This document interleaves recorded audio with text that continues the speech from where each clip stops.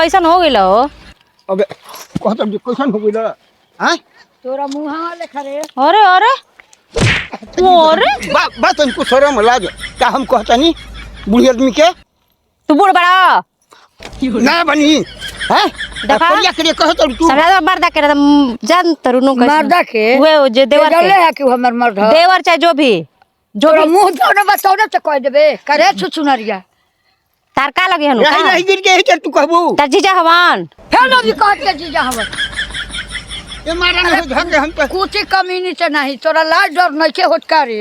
मऊ घय के नंबर के ते हो जवानी में मस्त बड़े का रे। पकड़ भोसड़ी पकड़ ले पहन के लौड़े रुक तेरी बहन